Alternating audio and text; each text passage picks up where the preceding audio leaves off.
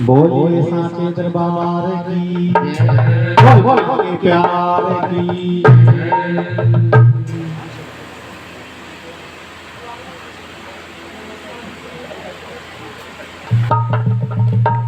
सभी भक्त बोलिए जय माता दी, जय माता दी, जय माता दी। जय माता दी। आप सभी भक्तजनों, माताओं बहनों, देवियों सज्जनों, बंधु बांधवों के सामने तारा रानी की पावन कथा का बखान करने जा रहे हैं। कहते हैं बिना तारा रानी की कथा के जागरण कभी संपूर्ण नहीं माना जाता। और तारा रानी की कथा को जो भक्त प्रेम भाव से, भक्ति भाव से सुनता और सुनाता है, माता रानी उसके सब मनोरथ पूरे करती है। तो चलिए आपको तारा रानी की कथा की ओर लेकर चलता हूँ। जय तारा तारा रानी का बोल साचे दरबार की जय। और सूर्य उदय की अमित बेला, बोलो जय दुर्गे महारानी, बोलो जय दुर्गे महारानी। आओ फल करे जगरात कोई कथा है तारा रानी की। ये कथा है तारा रानी की, ये कथा है तारा रानी की। जगराते में तारा रानी युग युग से होती आई है, युग से होती आई है। परसन माता हो तारा तेरी सब हट जावे करनाई है। सब घट जावे करनाई है, सब घट जावे करनाई है।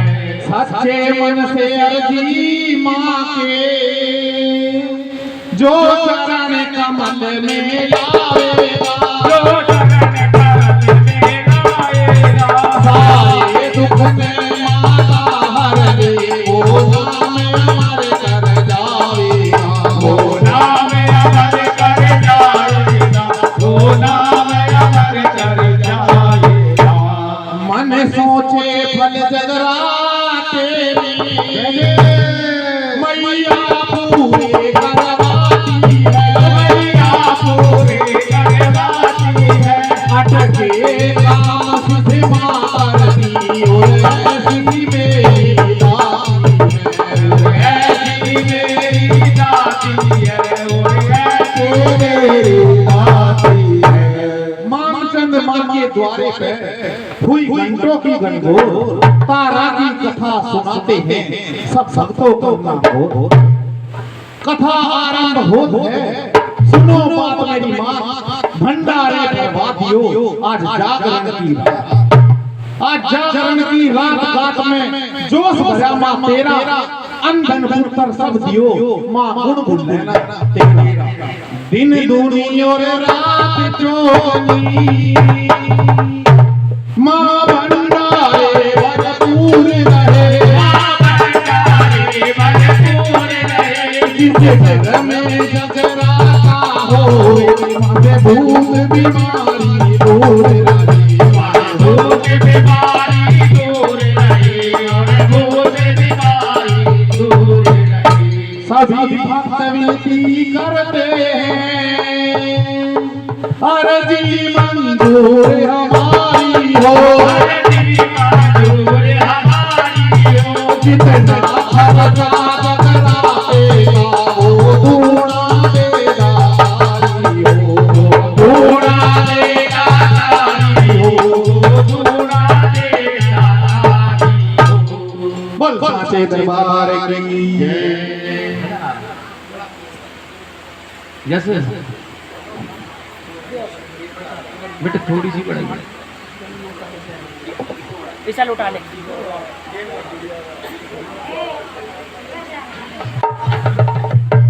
तो तारा रानी की कथा से पहले तारा और रोहन के पहले जन्मों की कुछ कथा का वर्णन करेंगे, जिससे तारा रानी की कथा आपकी समझ में आएगी। बात किस समय की? के दक्ष राजा की दो पुत्री थी, और छगन मगन धाम धरा, माँ दुर्गा की सेवा करती और अपना जीवन सफल बना, और अपना जीवन सफल बना, और अपना जीवन सफल बना।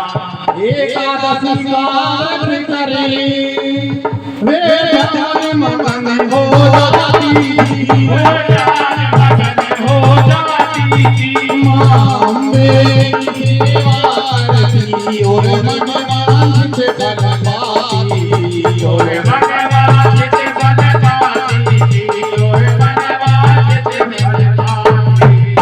एकादशी के रोज एक दिन उस मगन के मन में आया था,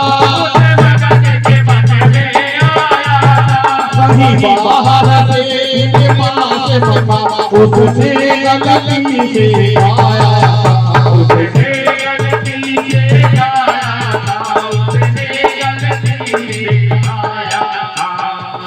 मगन ने पकोड़े से समझकर मांस का आहार करता, और उस दिन एकादशी का दिन पता लगा जब छगन को यह मन में गुस्सा भर आया था,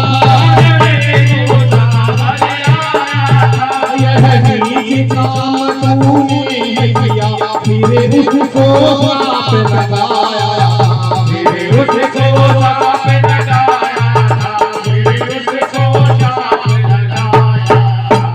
छिपकली बन जाए इसी समय तू, मैं तुझको ये देखती हूँ, और नीच काम करने का तुझे दोस्ती जान दिखाए,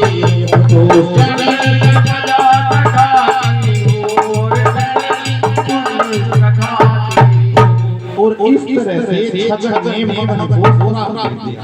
जय जरा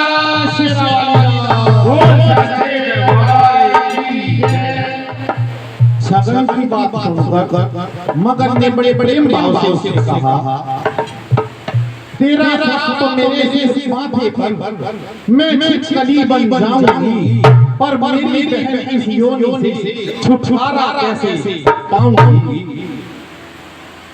मगन के विनम्र भाव को देखकर छगन को दया आ जाती है, और वह मगन को प्राप्ति का उपाय बताती है, और कहती है, पर उपकारी बन में रहना तब योनि तेरी छूट जाएगी,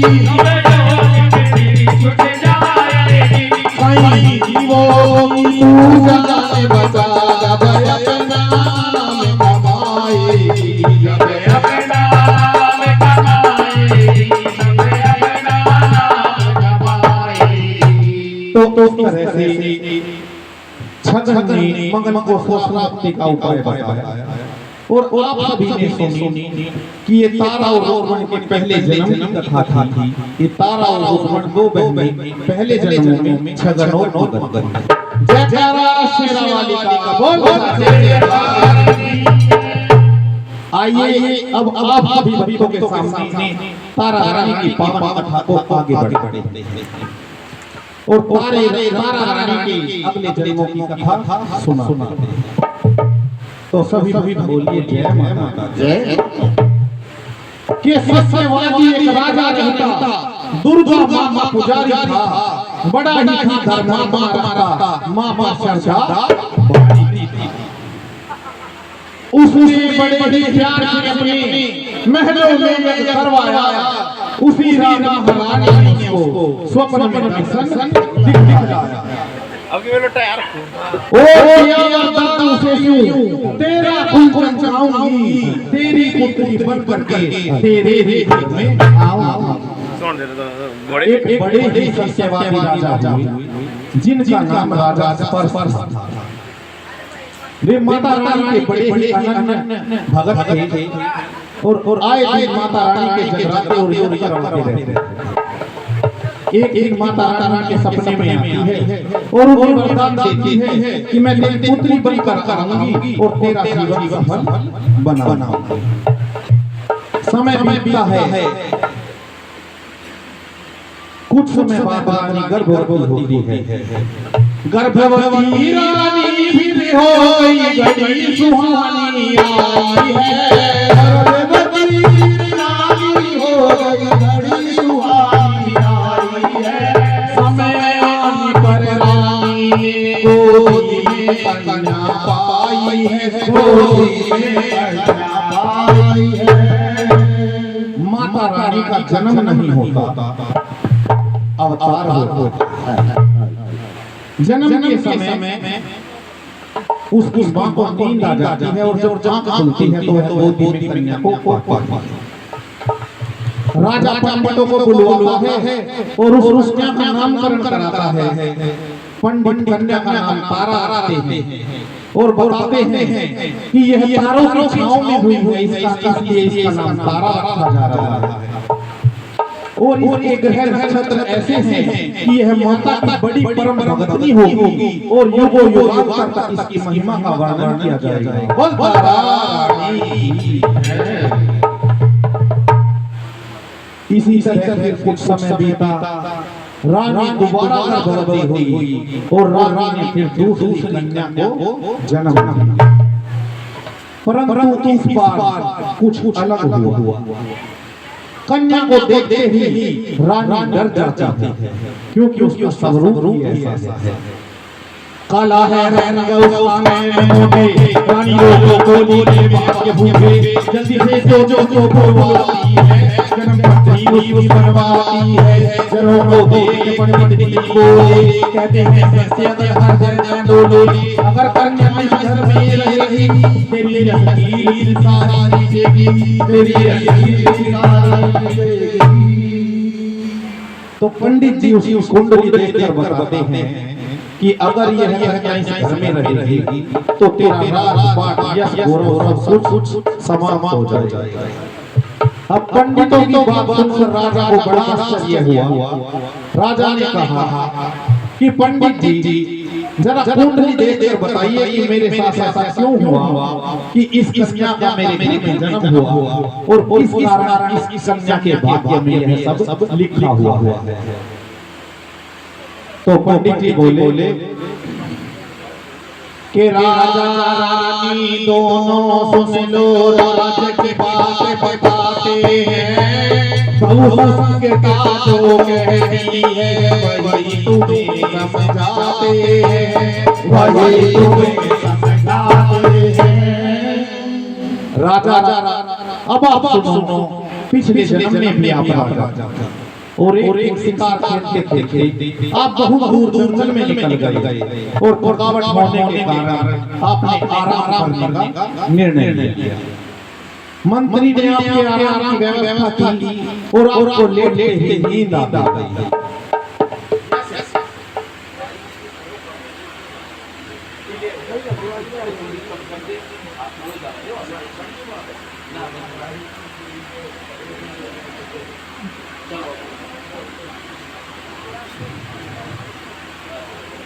और मंत्री ने, अब ठीक है ना, जान के मत देगा। और मंत्री ने क्या किया कि खुला छोड़ दिया घोड़े को और घास की सेज बिछाई है। खुला छोड़ दिया घोड़े को और घास की सेज बिछाई है। एक गाय चरती फिर तेरे सम्मुख आई है, फिर तेरे सम्मुख आई है। राजन मंत्री तेरा दोस्त था, पता नहीं उसके मन में क्या आया है और उसने क्या किया कि दोस्ती था मंत्री तेरा राजन, ना जाने क्या विचारा है।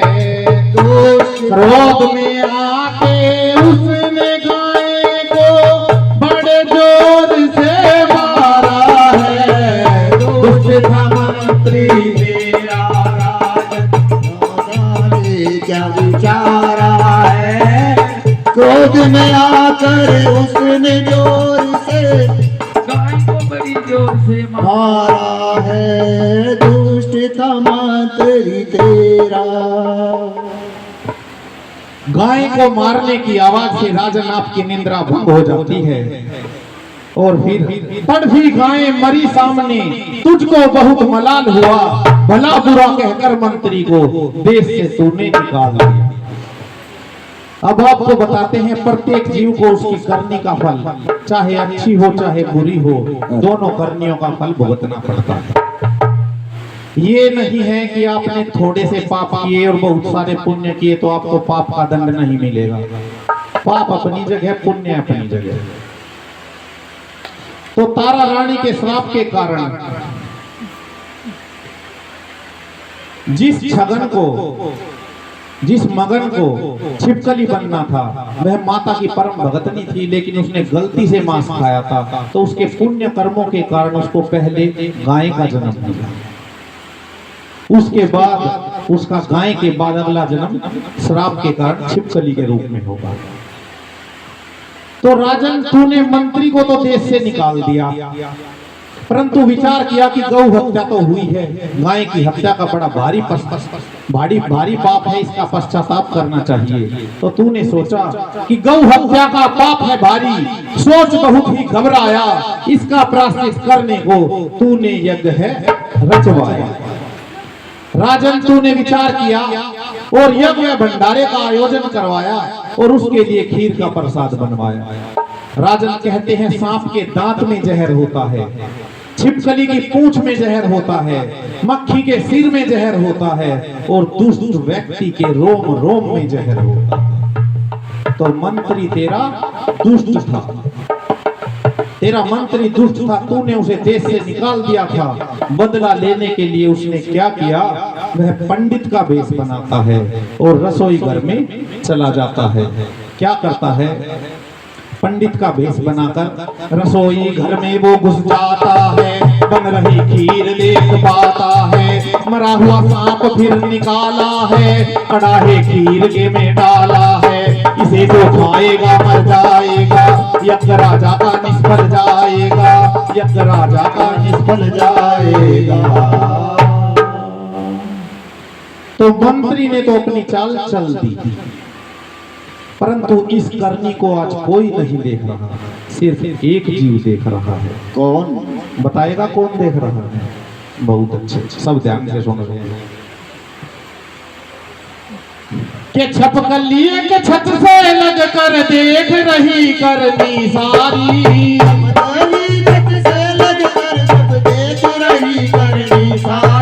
वो थी गाय पिछले जन्म की मंत्री द्वारा गई मारी, मंत्री द्वारा गई मारी।